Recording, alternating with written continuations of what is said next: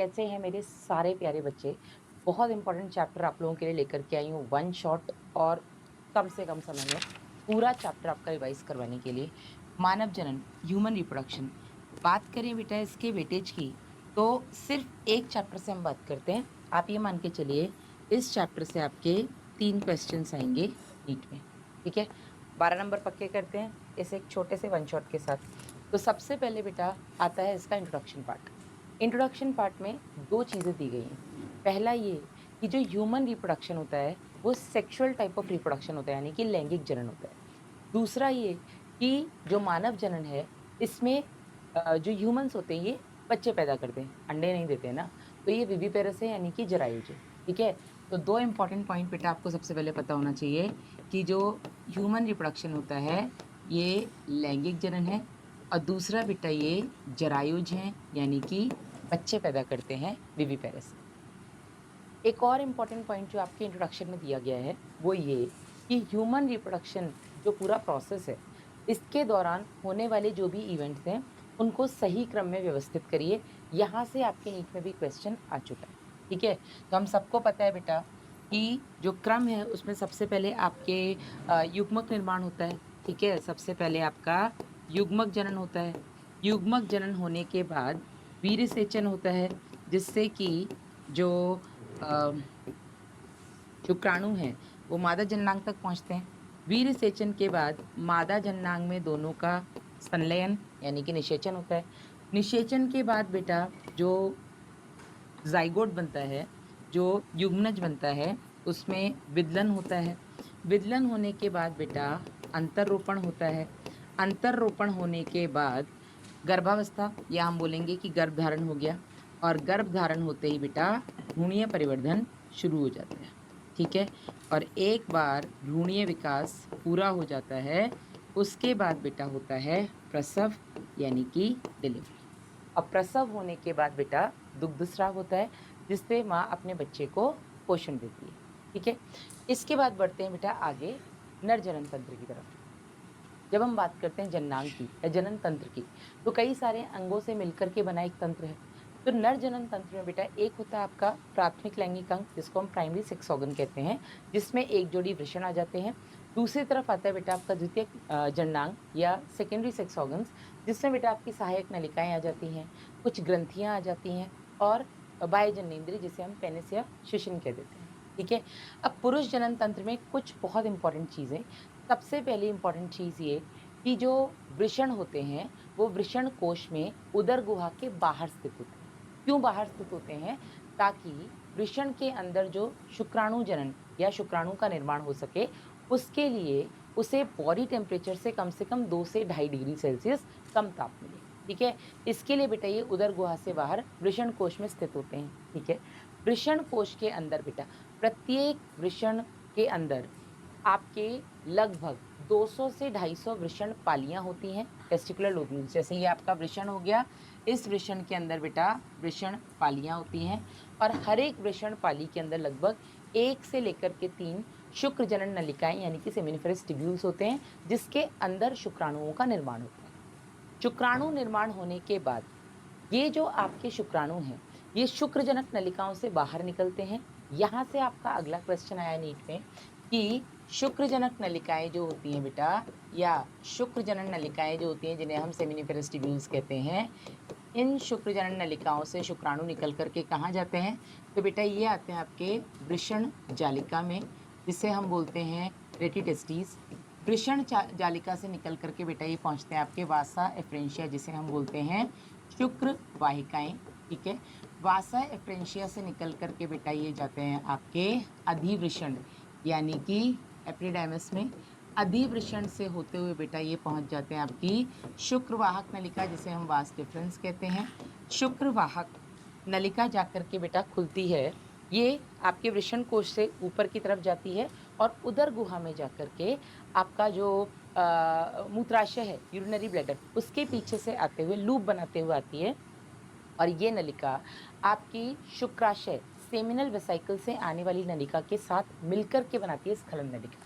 तो ये शुक्रवाहक और इधर बेटा जो आपके शुक्राशय हैं, इन दोनों से आने वाली नलिकाएँ ये दोनों बेटा मिलकर के बनाती हैं आपकी स्खलन नलिका यानी कि इजैकुलेटरी डक्ट, और ये स्खलन नलिका बेटा आगे जाकर के खुलती है मूत्र जनन नलिका यूरिनोजेनाइटल डक्ट में, और ये मूत्र जनन नलिका बेटा बाहर खुलती है रंध्र के द्वारा।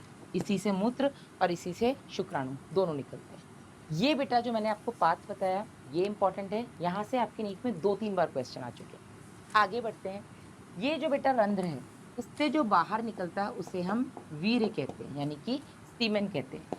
ये जो वीर्य होता है इसमें क्या क्या होता है, तो इसमें सहायक नलिकाओं का सहायक जो ग्रंथियां हैं बेटा उनका स्राव होता है, ठीक है, सहायक ग्रंथियों का स्राव होता है, और सहायक ग्रंथियों के स्राव को बेटा हम सेमिनल प्लाज्मा कहते हैं। क्या कहते हैं? शुक्राशय प्लाज्मा। सहायक ग्रंथियों के स्राव के साथ साथ बेटा यहाँ पर शुक्राणु भी पाए जाते हैं। सहायक जो ग्रंथियां हैं उनका स्राव प्लस शुक्राणु मिलकर के वीर्य बनाते हैं, और इसमें 90% जो पोर्शन होता है वो सेमिनल प्लाज्मा होता है, शुक्राणु केवल इसमें 10% होते हैं, ठीक है। अब ये जो बेटा सहायक ग्रंथियां हैं इन सहायक ग्रंथियों के स्राव से आपका नीट में अगला क्वेश्चन आया है कि सहायक ग्रंथियां होती कौन कौन सी हैं, तो यहाँ पर एक जोड़ी शुक्राशय यानी कि एक पेयर सेमिनल वेसिकल, एक पुरस्थ ग्रंथि जिसे हम प्रोस्टेट ग्लैंड कहते हैं, सिंगल होती है ये, पेयर्ड नहीं होती है, प्लस एक जोड़ी काउपर ग्रंथि जिसे हम बल्बोरेथ्रल ग्रंथि भी कहते हैं। इन सबके स्राव को मिलाकर के हम सेमिनल प्लाज्मा कहते हैं। सेमिनल प्लाज्मा में होता क्या है बेटा, तो अगला क्वेश्चन आपका यहाँ से बनता है। सेमिनल प्लाज्मा नीट में 2018 में आया हुआ क्वेश्चन है। सेमिनल प्लाज्मा में बेटा फ्रक्टोज पाया जाता है। क्या पाया जाता है? फ्रक्टोज। यहाँ पर कैल्शियम आयंस पाए जाते हैं, प्लस यहाँ पर बेटा कुछ एंजाइम्स पाए जाते हैं।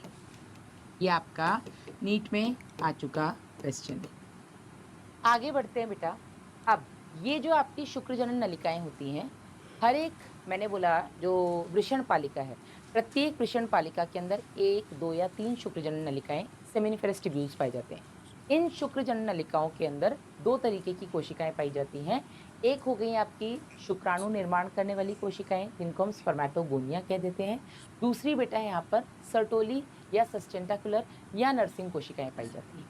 इन शुक्रजनन नलिकाओं के बीच में जो अंतराली स्पेस है, ठीक है, इंटरस्टिशियल स्पेस, इन अंतराली जगह, इस अंतराल में बेटा अंतराली कोशिकाएं पाई जाती हैं जिन्हें हम लेडिक कोशिकाएं भी कहते हैं। यहाँ से बेटा आपका क्वेश्चन आ चुका है, जो आपकी अंतराली या लेडिक कोशिकाएं हैं, ठीक है, यहाँ से बेटा कुछ हॉर्मोन्स निकलते हैं जिनको हम बोलते हैं एंड्रोजेंस, और इन्हीं एंड्रोजेंस में बेटा एक प्रमुख हार्मोन है आपका टेस्टोस्टेरोन। वहीं बेटा आपके स्पर्मेटोगोनिया और सर्टोली कोशिकाएं ये आपकी शुक्रजनन नलिकाओं के अंदर पाई जाती है। इन्हीं स्पर्मेटोगोनिया से आपके शुक्राणु बनते हैं, और जो ये आपकी सर्टोली कोशिकाएं हैं इन्हें हम नर्व सेल्स इसलिए बोलते हैं क्योंकि जो शुक्राणु बने हैं ये उनको प्रोटेक्शन देती हैं, उनको पोषण देती हैं, ठीक है, इसलिए हम सर्टोली कोशिकाओं को सस्टेंटाकुलर या नर्स कोशिकाएं भी कहते हैं। इतना ही दिया हुआ है पुरुष जनन तंत्र में, यहीं से आपके प्रीवियस ईयर में क्वेश्चंस आए हुए हैं, ठीक है। आगे बढ़ते हैं बेटा। अगला टॉपिक है आपका मादा जनन तंत्र, ठीक है। शिशन के बारे में भी थोड़ा बहुत दिया हुआ है कि शिशन बाह्य जननेंद्रिय है जिसके उठान के लिए वहाँ पर कुछ विशिष्ट संयोजी ऊतक या विशिष्ट प्रकार के ऊतक पाए जाते हैं। शिशन को अग्रभाग में थोड़ा सा फूला हुआ होता है जिसको हम ग्लैंस पेनिस कह देते हैं, शिशन मुंड कह देते हैं, जो कि एक रिट्रैक्टेबल फोल्ड ऑफ स्किन से कवर्ड रहता है जिसे हम प्रोट्यूज या फोर्थ स्किन अग्रच्छद कह देते हैं, ठीक है। यहाँ तक क्लियर है आपका नर जनन तंत्र। बात करते हैं मादा जनन तंत्र की। तो मादा जनन तंत्र में भी बेटा एक जोड़ी आता है आपका अंडाशय, जो कि प्राथमिक लैंगिक अंग है। प्राथमिक लैंगिक अंग क्यों बोल रहे हैं? क्योंकि यहाँ पर बेटा आपके अंडाणु का निर्माण होता है। साथ ही साथ बेटा यहाँ पर आती है आपकी सहायक या द्वितीयक जननांग। द्वितीयक जो लैंगिक अंग है उसमें आ जाती हैं आपकी सहायक नलिकाएं, जैसे कि फैलोपियन नलिका, आपका गर्भाशय, योनि, ग्रीवा। ग्रीवा और योनि मिलकर के जननाल यानी कि बर्थ कैनाल बोलते हैं, बनाते हैं, यहाँ से बच्चा बाहर आता है प्रसव के दौरान। साथ ही साथ बेटा जो इसी में सहायक या द्वितीयक लैंगिक अंग में आती है बाह्य जननेंद्रियां। बाह्य जननेंद्रियों के अंदर 5 नाम है जो आपको बिल्कुल टिप्स पे होने चाहिए। यहाँ से भी आपका 2-3 बार पिछले सालों में क्वेश्चन आ चुका है। बाह्य जननेंद्रिय में सबसे पहले आ जाता है बेटा आपका मॉन्स प्यूबिस। मॉन्स प्यूबिस आपके वसा, त्वचा और प्यूबिक हेयर से मिलकर के बना है। दूसरा आ जाता है बेटा इसमें बृहद भगोष्ठ या लेबिया मजूरा। ये आपका फोल्ड ऑफ स्किन होता है, ठीक है। फिर आता है आपका लेबिया माइनोरा जिसे हम लघु भगोष्ठ कहते हैं। ये भी फोल्ड ऑफ स्किन है जो लेबिया मेजोरा के थोड़ा अंदर की तरफ होता है। और एक चीज़ एनसीईआरटी में गलत लिखी है जो मैं यहाँ पर आपको करेक्ट करती हूँ कि ये जो आपका लघु भगोष्ठ है जिसे हम लेबिया माइनोरा कहते हैं, ये बेटा अग्रभाग में जहाँ मिलता है वहाँ पर बनता है क्लाइटोरस, ठीक है, जिसे हम कहते हैं भक्षेप। लेबिया माइनोरा जहाँ अग्रभाग में मिल रहे हैं वहाँ पर बनता है आपका भक्षेप। और आखिरी है बेटा यहाँ पर आपका हाइमन जिसे हम योनिक छद भी कहते हैं, जो आंशिक रूप से बेटा योनि को ढक के रखती है। इसी साल नीट में आया हुआ क्वेश्चन है कि ये जो योनिक छद है, क्या इसको हम एक रिलायबल इंडिकेटर मान सकते हैं कौमारे का या वर्जिनिटी का? तो इसका आंसर है नहीं। क्यों नहीं मान सकते? क्योंकि कई बार बेटा फीमेल में इवन विदाउट सेक्सुअल इंटरकोर्स अगर कोई फीमेल बहुत ज़्यादा फिजिकल एक्टिविटीज़ में इन्वॉल्व है तो भी ये योनिक छद टूट जाती है। और कई बार फीमेल में बेटा even after having sexual intercourse 1 या 2 बार ये योनिक छद रह जाती है, ठीक है। तो ये रिलायबल सूचक तो नहीं है किसी भी लड़की के कौमार्य यानी कि वर्जिनिटी, ठीक है। बात करते हैं बेटा मादा जननांग की। तो मैंने क्या बोला, इसमें आते हैं आपके एक जोड़ी अंडाशय, ठीक है। अंडाशय अपनी जगह पे कुछ लिगामेंट्स की मदद से जुड़ी हुई होती हैं, ठीक है, जिन्हें हम सस्पेंसरी या आपके जो भी सस्पेंसरी लिगामेंट्स हो गए आपके यूट्राइन लिगामेंट्स हो गई, ठीक है, उनको भी ओवेरियन लिगामेंट्स, ठीक है, उनको भी आप छोड़ दो, एनसीईआरटी में नहीं है। अब बेटा इस अंडाशय के अंदर बनते हैं आपके अंडाणु, ठीक है। अंडाणु बाहर निकलते हैं और एंटर कर जाते हैं सहायक नलिका में।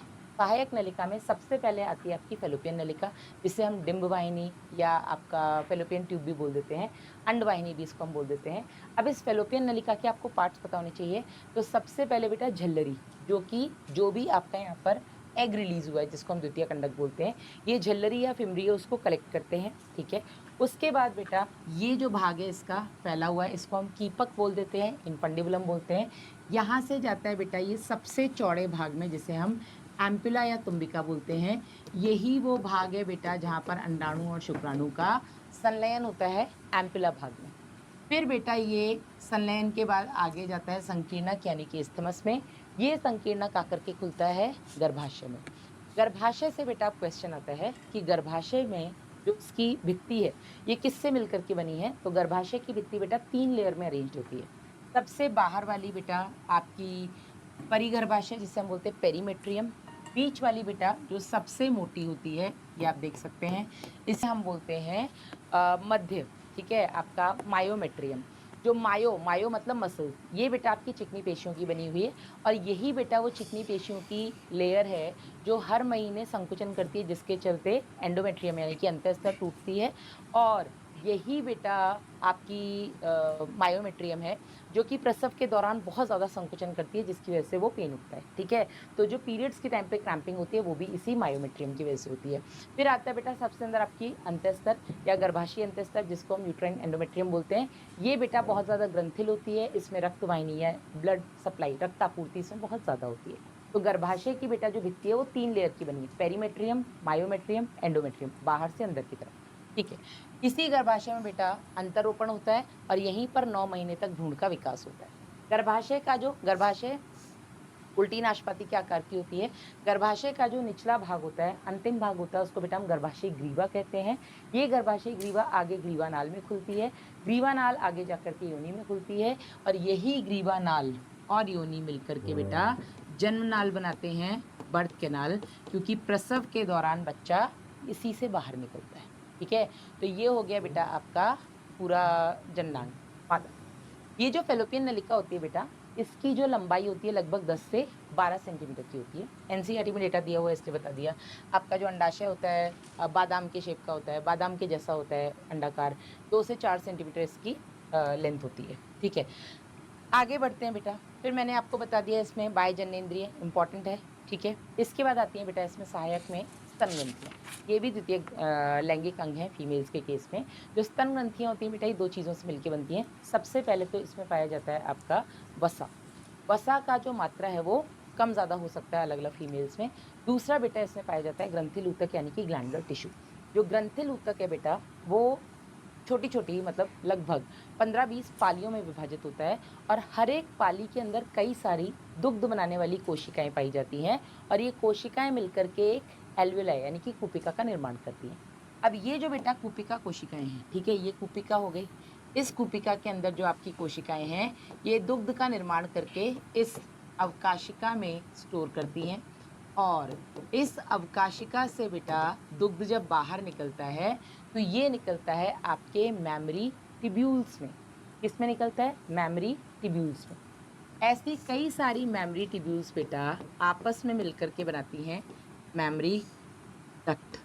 ठीक है, तो ये हो गया मेमोरी ट्यूब्यूल्स, ये हो गया मेमोरी डक्ट, और ऐसी ये आपकी एक ग्रंथिल पाली हो गई। ऐसी कई सारी बेटा ग्रंथिल पालियाँ होती हैं।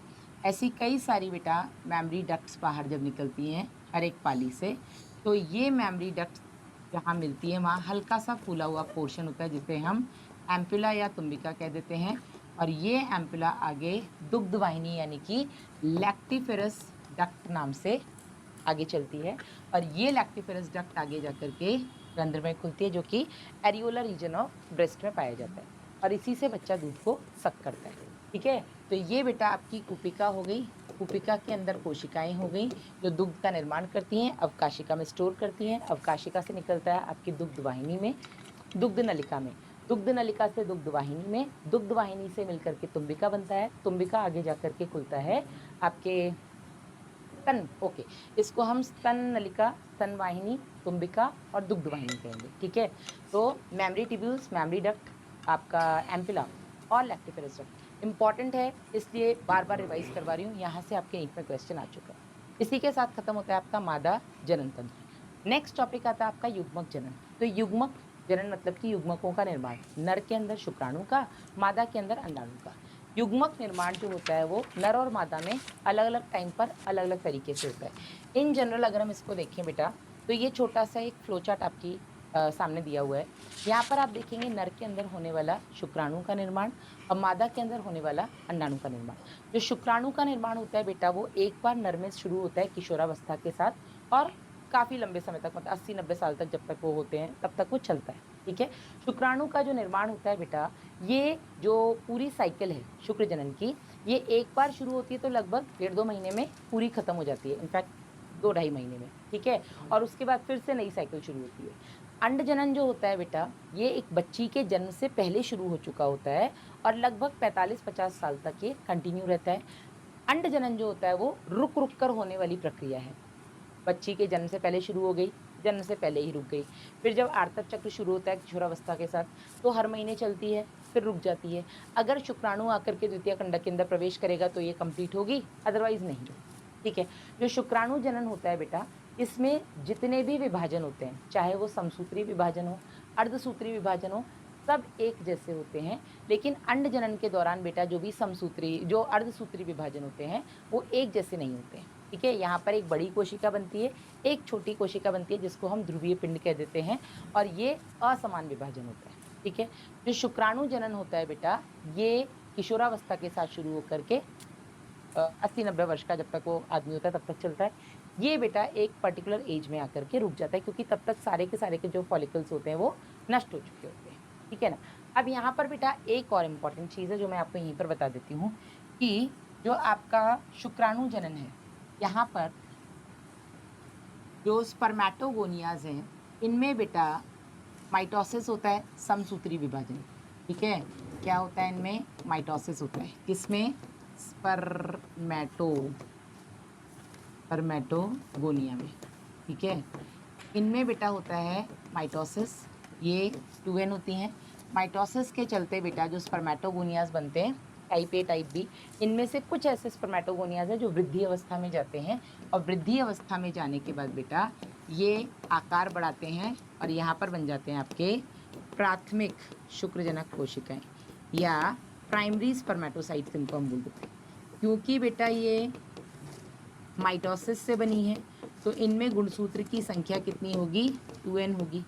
इसके बाद बेटा ये मियोसिस 1 में एंटर करती है, और मियोसिस 1 में एंटर करने के बाद बेटा यहाँ पर बनती हैं आपकी द्वितीयक शुक्रजनक कोशिकाएं या सेकेंडरी स्पर्मेटोसाइट्स।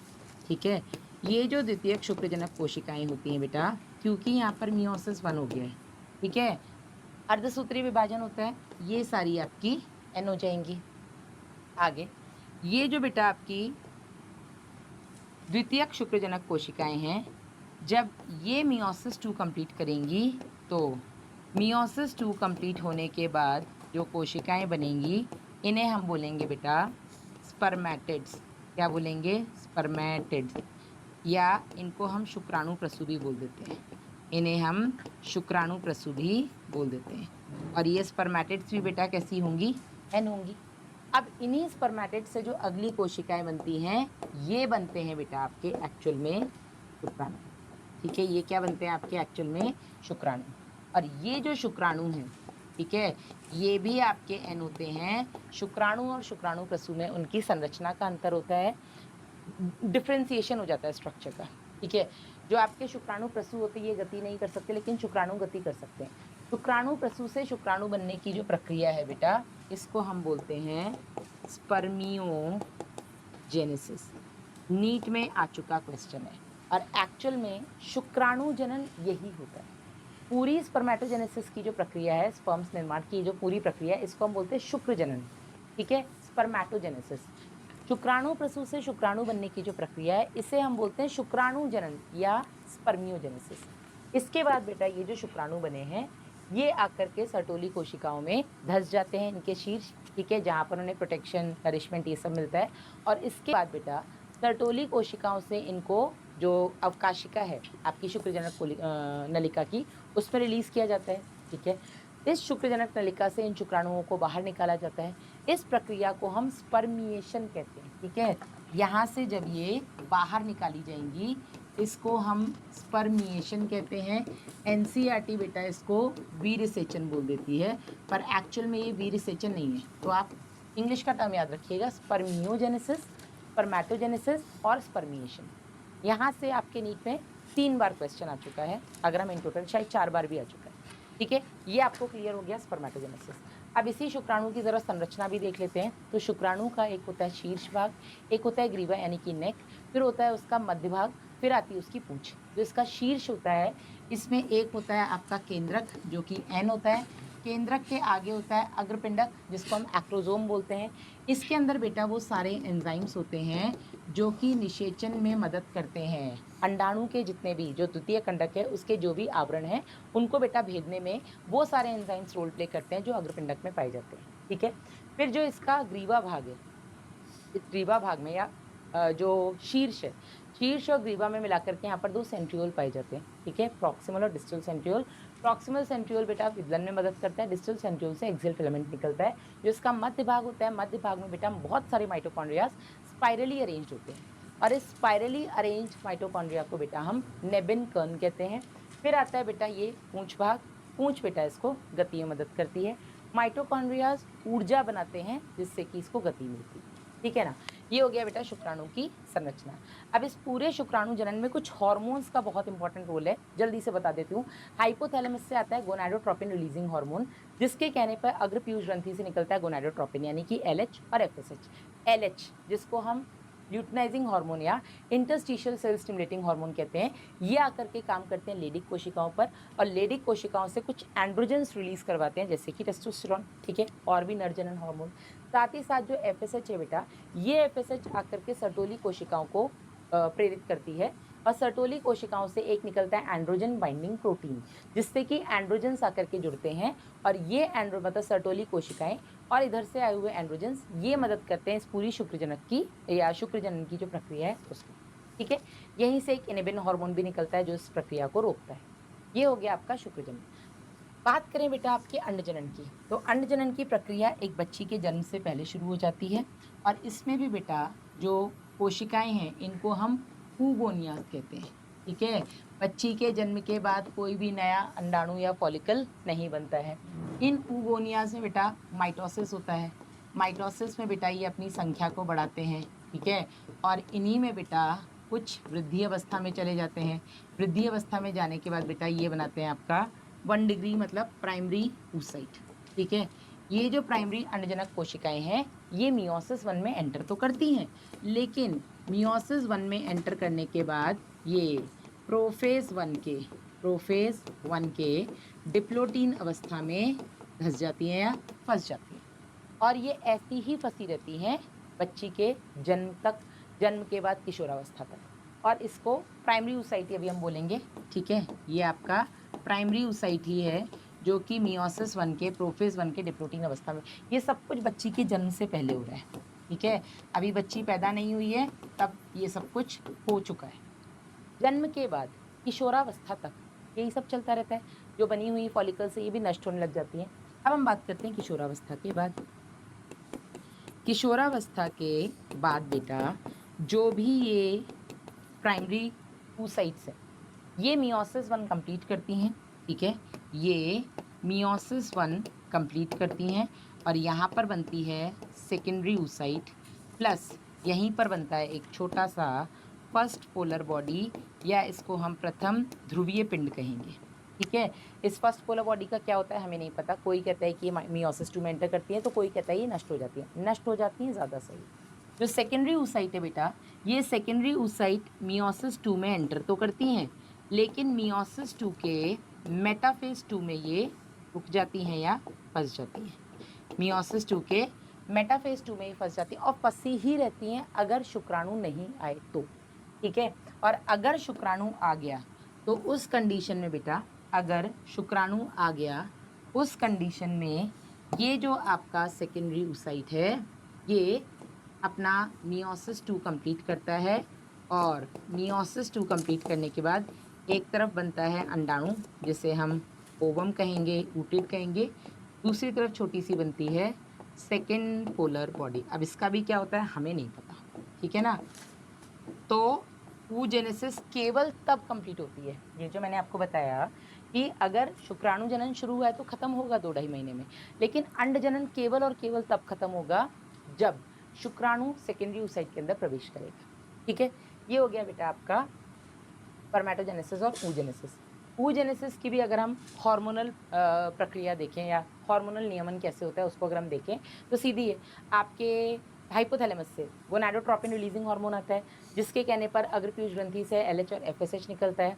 ये जो LH है बेटा ये पहले FSH की बात करते हैं। FSH जो है बेटा जो अंडाशय में ये पुटक पड़े हैं, ठीक है, जो कि प्राइमरी oocyte स्टेट में जो है आपके, इनको बेटा डेवलप करवाता है और ग्राफियन पुटिका का निर्माण करवाता है। कहाँ पर? आपके अंडाशय में, ठीक है। तो FSH आता है तो अंडाशय में ग्राफियन पुटिका का निर्माण करवाता है और LH जब आता है, ये जो ग्राफियन पुटिकाएं हैं इनमें कणिका में कोशिकाएं ग्रैंडोसा सेल्स होते हैं जिससे ईस्ट्रोजन नाम का हार्मोन निकलता है। जैसे जैसे इस पुटिका का साइज बढ़ता है कणिका में कोशिकाएं बढ़ती हैं, एस्ट्रोजन का स्राव बढ़ता है। जब परिपक्व ग्राफियन पुटिका बन जाती है तो कणिका में कोशिकाएं सबसे ज़्यादा होती हैं, एस्ट्रोजन का स्राव भी सबसे ज़्यादा होता है। और जब एस्ट्रोजन का स्राव बहुत ज़्यादा होता है तो जाकर के ऊपर आपकी अग्रपीयूष ग्रंथि को मैसेज मिलता है कि भैया ग्राफियन पुटिका का निर्माण हो चुका है, इसको फाड़ दो। तो आपके अग्रपीयूष ग्रंथि से हार्मोन आता है LH और LH के आते ही आपकी ग्राफियन पुटिका फट जाती है। ग्राफियन पुटिका के फटते ही आपका जो सेकेंडरी oocyte है, ठीक है, जो आपका सेकेंडरी oocyte है ये बाहर रिलीज होता है और इस प्रक्रिया को हम बोलते हैं अंडोत्सर्ग या ओव्यूलेशन। अंडोत्सर्ग होने के बाद जो बची कुची ग्राफियन पुटिका है बेटा वो कॉर्पस ल्यूटियम का निर्माण करती है। ये कॉर्पस ल्यूटियम जिसको हम पीत पिंड भी कह देते हैं, येलो बॉडी, क्योंकि इसमें पीले रंग की एक ल्यूटिन प्रोटीन पाई जाती है। ये बेटा जो पीत पिंड होती है इससे हार्मोन निकलता है प्रोजेस्टेरॉन और ईस्ट्रोजन। ये प्रोजेस्टेरॉन बना रहता है लगभग या ये कॉर्पस ल्यूटियम बना रहता है लगभग 10 दिन तक। और अगर 10 दिन के अंदर निषेचन हो गया, शुक्राणु आकर के अंडाणु से संलयन हो गया, तो बेटा ये कॉर्पस ल्यूटियम बना रहेगा, प्रोजेस्टेरॉन ईस्ट्रोजन आता रहेगा, गर्भधारण हो चुका होगा। और अगर ऐसा निषेचन नहीं होता है तो 10 दिन बाद ये कॉर्पस ल्यूटियम जो होता है आपका नष्ट हो जाता है, ठीक है। और वापस से नई साइकिल, प्रोजेस्टेरॉन ईस्ट्रोजन कम हो जाता है, वापस से बेटा आपका सेम जो भी जनन चक्र है वो शुरू हो जाता है, ठीक है। जनन चक्र यानी कि आर्तव चक्र की हम बात करें। आर्तव चक्र से बेटा आपका क्वेश्चन आया है, इसी साल आया है, पहले भी आया है। जो सबसे पहली आर्तव चक्र होती है उसे हम मेनार्क कहते हैं। क्या कहते हैं इसको हम? मेनार्क। और जो अंतिम आर्तव चक्र होता है बेटा इसे हम मेनोपॉज कहते हैं। क्या कहते हैं इसको हम? मेनोपॉज, ठीक है। इसी साल 25 का क्वेश्चन है आपका। मेनार्क की अगर हम बात करें तो बेटा इसे हम रजो दर्शन कहते हैं और मेनोपॉज की अगर हम बात करें तो इसे हम रजो निवृत्ति कहते हैं। किस उम्र में बेटा ये देखने को मिलता है? तो रजो निवृत्ति लगभग 45 से 50 वर्ष की उम्र में महिला में देखने को मिलता है, जबकि रजोदर्शन अगर हम बात करें तो 11 से 13 वर्ष की उम्र में लड़कियों में देखने को मिलता है। रजोदर्शन से लेकर रजोनिवृत्ति के बीच में लगभग 11 से 12 साल के शुरू होकर के 45 से 50 साल के बीच में हर महीने फीमेल्स में एक जनन चक्र चलता है। किन फीमेल्स में? जो प्राइमेट फीमेल्स हैं, जिसमें फीमेल बंदर आ गए, एप्स आ गए, हम आ गए, ठीक है? इनमें हर महीने ये जनन चक्र चलता है और ये जनन चक्र एक आदर्श जनन चक्र, आइडियल मेंस्ट्रुअल साइकिल आपका 28 से 29 दिन का होता है, ठीक है? इस जनन चक्र के दौरान बेटा 4 प्रावस्थाएं देखने को मिलती हैं। ये जनन चक्र अगर अनुपस्थित है तो इसके कुछ कारण हो सकते हैं, जैसे कि गर्भधारण हो गया हो फीमेल में। गर्भधारण की अगर आशंका नहीं है तो और कारण क्या हो सकते हैं? तो स्ट्रेस की वजह से, बॉडी के अंदर हार्मोनल इम्बैलेंस हो रहा है उस वजह से, फीमेल अगर अनीमिक है, उसमें अरक्तता है, खून की कमी है उस कारण, ये कुछ ऐसे कारण हैं जिसकी वजह से ये जो आदर्श जो जनन चक्र है, या तो ये अनुपस्थित हो सकता है या इसके जो दिन हैं वो कम और ज़्यादा हो सकते हैं। आइडियल जो होता है बेटा वो 28 से 29 दिन का होता है। अब इसमें बेटा 4 प्रावस्थाएं होती हैं। कौन-कौन सी 4 प्रावस्थाएं हैं? तो सबसे पहली प्रावस्था है बेटा आपकी ऋतुस्राव, दूसरी प्रावस्था है पुटकीय प्रावस्था, तीसरी है आपकी अंडोत्सर्ग, ठीक है? ये 14 दिन है। तीसरी हो गई आपकी अंडोत्सर्ग, जिसे हम कहते हैं ओव्यूलेशन, और चौथी हो गई आपकी स्रावी या ल्यूटियल प्रावस्था, ठीक है? आर्तव चक्र के दौरान 2 जगह बदलाव देखने को मिलते हैं। पहला बदलाव आपको देखने को मिलता है गर्भाशय में और दूसरा बदलाव आपको देखने को मिलता है अंडाशय में। गर्भाशय में केवल 2 बदलाव, या तो गर्भाशय अंतस्तर टूट रही है या गर्भाशय अंतस्तर बन रही है। लेकिन अंडाशय में आपको जो पुटिका है उसका परिवर्धन देखने को मिलता है, ठीक है? किस तरीके से? तो शुरू करते हैं बेटा हम पुटिकीय परिवर्धन से। जैसे ही एफएसएच आया, पुटिका का निर्माण शुरू हुआ। अग्रपीयूष ग्रंथि से एलएच और एफएसएच आ रहा था। एफएसएच आया, पुटिका निर्माण शुरू हुआ। आपका प्राइमरी फॉलिकल बना, सेकेंडरी फॉलिकल बना, टर्शियरी फॉलिकल बना, जिसमें आपका जो मियोसिस 1 में अटका हुआ प्राइमरी oocyte था, वो मियोसिस 1 कंप्लीट होगा। टर्शियरी फॉलिकल के अंदर आपको मियोसिस 1 कंप्लीट होने के बाद सेकेंडरी oocyte देखने को मिलेगा। फिर ये बनेगा आपका परिपक्व ग्राफियन पुटिका। परिपक्व ग्राफियन पुटिका, कणिका में कोशिकाएं बहुत ज़्यादा हो चुकी हैं, एस्ट्रोजन का स्राव बहुत ज़्यादा बढ़ चुका है, तो आप यहाँ देखेंगे एस्ट्रोजन का स्राव जो है वो बढ़ा। जैसे ही एस्ट्रोजन का स्राव बिल्कुल अपने चरम पे पहुंचा, पीक पे, तुरंत बेटा पॉजिटिव फीडबैक जाएगा आपके अग्रपीयूष ग्रंथि के पास और अग्रपीयूष ग्रंथि से निकलेगा एलएच। साथ ही साथ एफएसएच का स्राव भी बढ़ेगा। ये जो अचानक से एलएच का स्राव बढ़ता है, इसे हम बोलते हैं बेटा एलएच सर्ज। और जैसे ही एलएच का स्राव बढ़ता है, वैसे ही ग्राफियन पुटिका जो होती है अंडाशय में वो फट जाती है। ग्राफियन पुटिका के फटते ही द्वितीय कंडक बाहर निकलता है। इसी को हमने बोल दिया कि अंडोत्सर्ग हो गया। इसी को हमने बोल दिया अंडोत्सर्ग हो गया। अंडोत्सर्ग होने के बाद द्वितीय कंडक बाहर, इधर पीतपिंड का निर्माण हो गया, कॉर्पस ल्यूटियम का निर्माण हो गया। कॉर्पस ल्यूटियम से मैंने कहा 2 हार्मोन निकलते हैं। मेजर निकलता है आपका प्रोजेस्टेरॉन, कुछ मात्रा में ईस्ट्रोजन। तो आप देखेंगे प्रोजेस्टेरॉन का जो स्तर पूरे चक्र के दौरान एकदम कम था, वो कॉर्पस ल्यूटियम बनते ही बढ़ा और साथ ही साथ एस्ट्रोजन का स्राव भी यहाँ पर बढ़ा। ये कॉर्पस ल्यूटियम 10 दिन तक रहेगा। उस बीच में अगर निषेचन हो गया अंडाणु शुक्राणु का, तो बेटा ये बना रहेगा। लेकिन निषेचन नहीं हुआ तो कॉर्पस ल्यूटियम धीरे धीरे घटेगा, आकार में नष्ट हो जाएगा। आपका प्रोजेस्टेरॉन ईस्ट्रोजन का स्राव भी घटेगा और प्रोजेस्टेरॉन ईस्ट्रोजन का स्राव घटना मतलब ये जो गर्भाशय अंतस्तर बनी थी ये टूटेगी। और ये टूटना बेटा आपके ऋतुस्राव में होता है, जो कि लगभग 3 से 5 दिन की होती है। फिर जो नई पुटिका निर्माण शुरू होता है बेटा, ये लगभग आपका 6 से 13 दिन का होता है। 28 दिन के चक्र में बिल्कुल बीचों बीच, यानी कि 14वें दिन पर होता है बेटा आपका अंडोत्सर्ग। और 14वें दिन के बाद क्योंकि आपका कॉर्पस ल्यूटियम बन चुका है, तो इसको हम बोलते हैं ल्यूटियल प्रावस्था। और यहाँ से कुछ हॉर्मोन्स का स्राव होता है, इसलिए हम इसको स्रावी प्रावस्था भी कहते हैं, ठीक है? तो इस पूरे चक्र के दौरान गर्भाशय में केवल 2 बदलाव हुए। गर्भाशय अंतस्तर का टूटना शुरू से 3 से 5 दिन तक और वापस से उसके बाकी के दिन में उसका बनना। लेकिन आपके अंडाशय के अंदर क्या-क्या बदलाव होते हैं, किस तरीके से आपका पुटिका निर्माण होता है, फिर वो कैसे फटती है, अंडोत्सर्ग होता है और कैसे कॉर्पस ल्यूटियम का निर्माण होता है, ठीक है? अब इस दौरान कुछ हार्मोन्स जो बेटा इसमें इंपॉर्टेंट रोल प्ले करते हैं। एक हो गए बेटा आपके अंडाशयी हार्मोन्स जो इन पुटिकाओं से निकल रहे हैं, एस्ट्रोजन, प्रोजेस्टेरॉन। दूसरे आपके अग्रपीयूष ग्रंथि से निकलने वाले हार्मोन एलएच और एफएसएच, ठीक है? चलिए आगे बढ़ते हैं बेटा निषेचन और अंतरोपण। निषेचन से पहले एक छोटा-सा टॉपिक आता है आपका वीर्यसेचन, जिसके बारे में एनसीईआरटी ने अलग से टॉपिक नहीं बनाया लेकिन बताया है। वीर्यसेचन होता क्या है बेटा? वीरसेचन यानी कि इंसेमिनेशन। इंसेमिनेशन वो प्रक्रिया है जिसके दौरान शुक्राणु मादा जन्नांग तक पहुंचते हैं। शुक्राणुओं का मादा जन्नांग तक पहुंचना, ठीक है, शुक्राणुओं का मादा जन्नांग तक पहुंचना, ये हो गया बेटा आपका इंसेमिनेशन। इंसेमिनेशन होने के बाद ये शुक्राणु पहुंचते हैं आपके तुम्बिका भाग में, ठीक है। निषेचन कहाँ होता है बेटा? निषेचन होता है आपके तुम्बिका भाग में, है ना, आपके फेलोपियन नलिका के तुम्बिका भाग में, यानी कि एम्पुला पार्ट में होता है निषेचन, मतलब कि फर्टिलाइजेशन, ठीक है। निषेचन में कई सारे, इस पूरी प्रक्रिया के दौरान कई सारी बाधाएं आती हैं जो शुक्राणु को अंदर तक पहुंचने से रोकती हैं। तो वहीं कई सारे ऐसे फैक्टर्स, कारक भी आते हैं शुक्राणु को निषेचन में हेल्प करते हैं। और इसी में बेटा एक छोटा सा स्टेप होता है क्षमतायन, जो आपके नीट में आ चुका क्वेश्चन है। क्षमतायन जिसको हम बोलते हैं कैपेसिटेशन, ठीक है। क्षमतायन बेटा कहाँ पर होता है? क्षमतायन होता है मादा जन्नांग में, ठीक है। ये एक ऐसी प्रक्रिया है जिसमें मादा जन्नांग के अंदर शुक्राणुओं को अंडाणु को निषेचन करने लायक बनाया जाता है। कैसे? फिलहाल उसको छोड़ दीजिए, ठीक है। तो क्षमतायन होता है मादा जन्नांग में, जिसके चलते शुक्राणु पहुंचते हैं तुम्बिका भाग तक, फेलोपियन नलिका के, और तुम्बिका भाग में जाकर के शुक्राणु अंडाणु से मिलते हैं। जैसे ही शुक्राणु अंडाणु के अंदर प्रवेश करता है, जो मैंने आपको कहा था कि द्वितीय कंडक के अंदर मियोसिस 2 कंप्लीट होता है, अंडाणु का निर्माण होता है, अंडाणु बनता है, तो अंडाणु का जो केंद्रक है और शुक्राणु का जो केंद्रक है, ये दोनों आपस में फर्टिलाइज करते हैं, दोनों का आपस में संलयन होता है, और इसी प्रक्रिया को हम संलयन कह देते हैं। संलयन होने के बाद बेटा, ठीक है, निषेचन होने के बाद जो आपकी अगली प्रक्रिया है उसे हम कहते हैं विदलन। और इस विदलन के बारे में एनसीईआरटी ने, ये एक और चीज़ यहाँ पे 2021 से आया हुआ क्वेश्चन कि जो आपके शुक्राणु होते हैं, इनके ग्राही कहाँ पर पाए जाते हैं?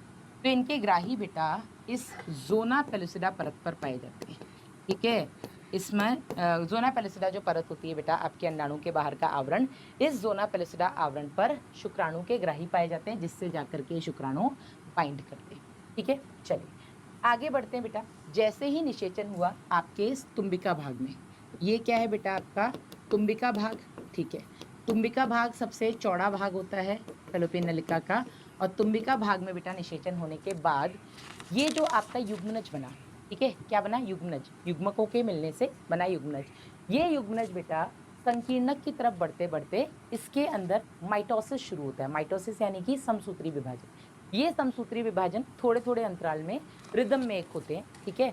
और इस एक युग्मनज से 2 कोशिकाएं, 2 कोरक खंड, फिर उसमें समसूत्री विभाजन 4 कोरक खंड, 8 कोरक खंड, 16 कोरक खंड, ऐसे करते करते बेटा ये 8 से 16 कोरक खंड वाली जो अवस्था है, ठीक है, इसको हम बोल देते हैं तूतक या मॉर्यूला, ठीक है। ये बेटा मॉर्यूला बनने के बाद एंटर कर जाता है आपके गर्भाशय। ये सब कुछ कहाँ हो रहा है? आपके संकीर्णक में। जैसे ही मॉर्यूला बन जाता है 8 से 16 कोरक खंड वाली अवस्था, ये मॉर्यूला पहुंच जाता है कहाँ पर? आपके गर्भाशय में। और गर्भाशय में पहुंचते पहुंचते इसमें एक और बार विदलन हो जाता है, जिसमें 32 कोशिकीय अवस्था बन जाती है। 32 कोशिका अवस्था बनने के बाद बेटा ये आकर के जो आपका ब्लास्टुला है, ठीक है, जो आपका ब्लास्टुला है, जिस ब्लास्टुला में 32 कोशिकाएं हैं या 32 कोरक खंड हैं, ठीक है। ये 32 कोरक खंड अपने आप को 2 भाग में विभाजित करते हैं।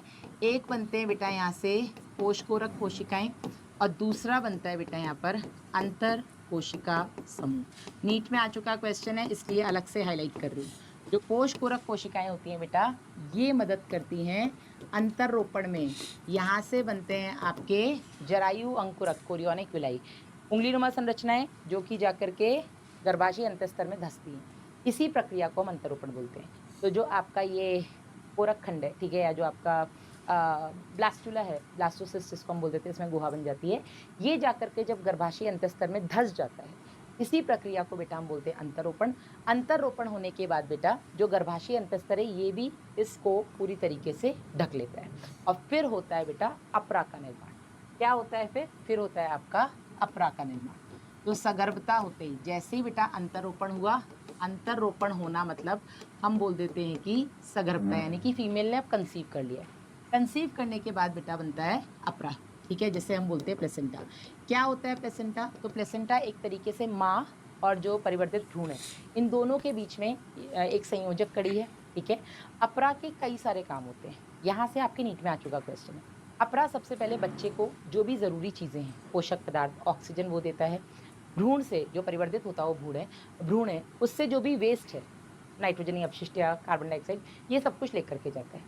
अपरा बेटा बच्चे को एक तरीके से बाकी चीज़ों से प्रोटेक्ट भी करता है, जो हार्मफुल चीज़ें हैं उनसे प्रोटेक्ट भी करता है, मतलब सुरक्षा देने का काम करता है।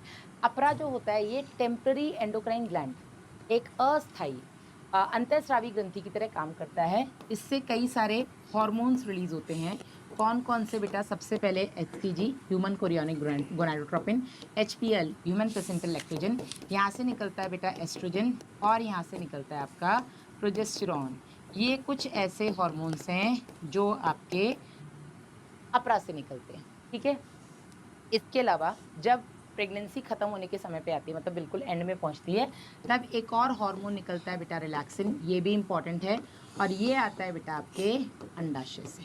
कहाँ से आता है? अंडाशय से, जब प्रेगनेंसी बिल्कुल अपने एंड स्टेज में होती है, ठीक है? अब ये जो अपरा से निकलने वाले हॉर्मोन्स हैं, इसमें कौन-सा ऐसा हार्मोन है जो केवल और केवल प्रेगनेंसी के दौरान निकलता है? तो एचसीजी और एचपीएल, क्योंकि एस्ट्रोजन और प्रोजेस्टेरॉन तो हर महीने वैसे भी निकल रहे हैं किशोरावस्था से, ठीक है ना? तो यहाँ पे ये चीज़ इंपॉर्टेंट है। फिर बेटा आ जाइए, यहीं पर जो पोषकोरक कोशिकाएँ हैं, उन पोषकोरक कोशिकाओं से कुछ एक्स्ट्रा एम्ब्रियोनिक मेम्ब्रेन्स भी बनती हैं। ये मैं आपको इसलिए बता रही हूँ क्योंकि नीट 2018 में यहाँ से क्वेश्चन आया हुआ है, ठीक है? जो आपकी एक्स्ट्रा एम्ब्रियोनिक मेम्ब्रेन्स होती हैं, ये बेटा 4 होती हैं। कौन-कौन सी होती हैं आपकी? कोरियन, एमनियन, एलेंटॉइस और यॉर्क साक। इसमें अगर मैं आपको एमनियन के बारे में बताऊं, जो कि 2018 में आ चुका क्वेश्चन है, कोरियन, एमनियन, एलेंटॉइस, यॉर्क साक। इसमें कोरियन और एमनियन की जो उत्पत्ति होती है, ये बाएं और मध्य जन-स्तर से होती है, यानी कि एक्टोमीसोडर्मल होती है। वहीं आपके यॉर्क साक और जो एलेंटॉइस है, इसकी उत्पत्ति आपके मध्य अंतःजन स्तर यानी कि एंडोमीसोडर्मल होती है, ठीक है? ये इंपॉर्टेंट है। बाकी जो भ्रूण होता है, ये अपरा से बेटा एक अम्बिलिकल कॉर्ड से, जो नाभि रज्जु है, उससे जुड़ा होता है। ये इंपॉर्टेंट है, ठीक है? इसके अलावा और यहाँ से ऐसा कुछ नहीं है, ठीक है? इसके बाद आपके इसी टाइम पर 9 महीने तक जो भ्रूणीय परिवर्धन होता है, ठीक है? इस भ्रूणीय परिवर्धन के बारे में आपको पता होना चाहिए। 9 महीने तक कैसा होता है? तो पहला जो महीना होता है, इसके अंत तक बेटा बच्चे का हृदय बन चुका होता है, जिसमें आप बच्चे की स्टेथोस्कोप से हृदय ध्वनि सुन सकते हैं। जो सेकंड महीना या सेकंड माह होता है बेटा, सेकंड माह में हम देखते हैं बच्चे के हाथ-पैर, ठीक है? पाद व उँगलियाँ बन चुकी होती हैं, ठीक है? बात करें बेटा इसके तीसरे माह की, ठीक है? जो थर्ड मंथ होता है, तब तक बच्चे का सभी अंग व अंगतंत्र बन चुके होते हैं, ठीक है? अंग और अंगतंत्र बन चुके होते हैं, जननांग वगैरह सब बन चुके होते हैं। फिर एनसीईआरटी ने 5th माह, 5वें महीने की बात की है। 5वें महीने में बच्चा पहली बार गति करता है, ठीक है? उसके सिर पर बाल दिखते हैं, ठीक है? फिर हम बात करते हैं बेटा सेकंड तिमाही के अंत की, ठीक है? या सेकंड ट्राइमेस्टर के, तो 6th माह के अंत तक, ठीक है? आपके बच्चे की भौहें अलग होना या भौहें बनना और पलकें अलग होना, ये सब बेटा हो चुका होता है। और आखिरी के जो 3 महीने होते हैं, उसमें बेटा ये पूरी तरीके से डेवलप करता है, ठीक है? मतलब अंग वगैरह सब बन चुके होते हैं, फिर इसका बेसिक डेवलपमेंट रह जाता है। तो ये बेटा इम्पॉर्टेंट है, जो एनसीईआरटी में डेटा दिया है हर महीने के हिसाब से, ये इम्पॉर्टेंट है। जब पूरी तरीके से विकास हो जाता है बच्चे का, पूरा परिवर्धन डेवलपमेंट कंप्लीट हो जाता है, उसके बाद बेटा पूर्ण विकसित भ्रूण और अपरा, ठीक है? ये इम्पॉर्टेंट है प्रसव के लिए। संकेत कहाँ से आता है? पूर्ण, नीट में आ चुका क्वेश्चन, जब विकसित जो भ्रूण है वो पूरी तरीके से विकसित हो जाता है, प्लस जो अपरा है, इन दोनों से बेटा एक संकेत आता है और उस संकेत के आने पर धीरे धीरे आपका जो संकुचन है, पेशी संकुचन जो है वो शुरू होता है। जैसे ही बेटा ये पेशी संकुचन शुरू होता है, इसको हम बोलते हैं फीटल इजेक्शन रिफ्लेक्स, मतलब भ्रूण को बाहर निकालो, शुरू हो गया। और जैसे ही बेटा ये फीटल इजेक्शन रिफ्लेक्स मिलता है, वैसे ही आपके फीटल इजेक्शन रिफ्लेक्स के मिलते ही बेटा आपके माँ के पश्च पीयूष ग्रंथि से, ठीक है? ये कॉम्प्लेक्स न्यूरोएंडोक्राइन मैकेनिज्म है। पश्चपीयूष ग्रंथि से एक हार्मोन आता है जिसे हम बोलते हैं ऑक्सीटोसिन। क्या बोलते हैं? ऑक्सीटोसिन। ऑक्सीटोसिन आता है तो जो गर्भाशयी पेशी संकुचन है ये और ज़्यादा बढ़ जाता है। गर्भाशयी पेशी संकुचन जो है वो और ज़्यादा बढ़ता है, और जितना ज़्यादा गर्भाशयी पेशी संकुचन बढ़ेगा, ठीक है, ये यहाँ पर बहुत इंपॉर्टेंट है, ऑक्सीटोसिन और गर्भाशयी पेशी संकुचन। तो ऑक्सीटोसिन बढ़ेगा बेटा तो गर्भाशयी पेशी संकुचन होगा, गर्भाशयी पेशी संकुचन होगा तो और ऑक्सीटोसिन निकलेगा, और ऑक्सीटोसिन निकलेगा तो और गर्भाशयी पेशी संकुचन होगा, और गर्भाशयी पेशी संकुचन होगा और ऑक्सीटोसिन, और ये तब तक चलता रहेगा जब तक कि बच्चा बाहर ना आ जाए, यानी कि प्रसव ना हो जाए। ठीक है, प्रसव होने के बाद आफ्टर डिलीवरी माँ की स्तनग्रंथियों में जो दुग्ध का निर्माण हुआ होता है प्रेगनेंसी के दौरान, वो बाहर निकलना शुरू होता है, जिसको हम दुग्ध स्राव या लैक्टेशन कह देते हैं। तो दुग्ध स्राव हो रहा है बेटा, इसमें आपको एक चीज़ बहुत इंपॉर्टेंट पता होनी चाहिए कि इनिशियल प्रसव के तुरंत जो शुरुआती 5-7 दिन होते हैं, उसमें बेटा जो दूध निकलता है उसको हम कोलेस्ट्रम कहते हैं या खीस कहते हैं। ठीक है, कोलेस्ट्रम या खीस ही कहते हैं, एक बार हिंदी कंफर्म कर लेना। ये कोलेस्ट्रम कैसा? हल्का पीला और गाढ़ा होता है। ठीक है, इसमें IgA एंटीबॉडीज होती हैं, वेरी इंपॉर्टेंट बच्चे की इम्यूनिटी डेवलप के लिए। एक और चीज़ बेटा यहाँ पर आपको पता होनी चाहिए कि जो अपरा है बेटा, यहाँ पर अपरा को पार करता हुआ IgG एंटीबॉडी जो होता है, IgG, ये अपरा को पार करके ये भ्रूण में आता है। ठीक है, ये दो यहाँ पर इम्यूनोग्लोबुलिन्स भी इंपॉर्टेंट है। इसी के साथ बेटा मैंने जो भी इंपॉर्टेंट था, जहाँ से आपके नीट में क्वेश्चन पिछले सालों में आए हुए, मैंने काफ़ी हद तक बहुत सारी चीज़ें कवर कर दी हैं और क्विक समरी बेटा आप लोगों को दे दी है। आई एम श्योर आपके इस साल भी आने वाले जो क्वेश्चन हैं वो यहाँ से कवर हो जाएंगे। एक वो ट्विंस वाला और कंसेप्ट बता देती हूँ कि जैसे ही निषेचन होता है तो निषेचन के दौरान एक तो बच्चे का लिंग निर्धारण हो जाता है, सेक्स डिटर्मिनेशन हो जाता है। अंडाणु से कौन सा शुक्राणु आकर के मिलेगा? अंडाणु हमेशा एक्स होता है, शुक्राणु एक्स या वाई हो सकता है। तो कौन सा एक्स आकर के अंडाणु से मिलेगा तो बच्ची लड़की होगी, और अगर वाई आकर के एक्स से मिलेगा, अंडाणु से मिलेगा तो बच्चा लड़का होगा। ठीक है, अब यहाँ पर बेटा इस बच्चे के लिंग निर्धारण में पिता का मेन रोल होता है, माँ का यहाँ पर कोई रोल नहीं, क्योंकि शुक्राणु एक्स है या वाई है ये डिपेंड करता है या ये निर्धारित करता है कि बच्चा लड़का होगा या लड़की होगी। ठीक है, दूसरी चीज बेटा, विदलन के दौरान अगर जो कोरकखंड बने वो आपस में अलग हो जाते हैं, और अलग होने के बाद बेटा दोनों ही अलग हुए कोरकखंड पूरी तरीके से पूर्ण भ्रूण में परिवर्तित होते हैं, परिवर्धित होते हैं। तो इस तरीके से बनने वाला बेटा जो ट्विंस होते हैं, क्योंकि विदलन के दौरान दो अलग हो गए कोरकखंड, और हर एक कोरकखंड जो अलग हुआ बेटा उसने पूरा का पूरा भ्रूण बनाया। ठीक है, 2 हुए टुकड़े, 3 हुए टुकड़े, जो भी थे, इनको बेटा अगर 2 हुए तो इनको हम ट्विंस कहेंगे। ये जो ट्विंस होंगे बेटा इनको हम मोनोजाइगोटिक ट्विंस बोलते हैं, क्योंकि जाइगोट यानी कि युग्मनज तो एक ही बना है, लेकिन एक ही युग्मनज जब विदलन कर रहा था उस दौरान बेटा ये अलग होने के कारण कोरकखंड से 2 भ्रूण बन गए। ठीक है, तो इनको हम मोनोजाइगोटिक ट्विंस यानी कि एक ही युग्मनज से बनने वाले जुड़वा बोलेंगे। जो मोनोजाइगोटिक ट्विंस होते हैं बिल्कुल आइडेंटिकल होते हैं, इनका सेक्स भी सेम होगा, इनके लक्षण भी सेम होंगे। लेकिन अगर 2 अंडाणु एक बार में निकले, ठीक है, दोनों अंडाशय से, तो दोनों अंडाणु से अगर शुक्राणु ने जाके निषेचन किया, इस टाइम पर बेटा जो जुड़वा बनेंगे वो डाइज, क्योंकि 2 युग्मनज बनेंगे ना, 2 अंडाणु से 2 शुक्राणु ने निषेचन किया, तो ये जो बेटा बनते हैं इनको हम डाइजाइगोटिक ट्विंस कहते हैं।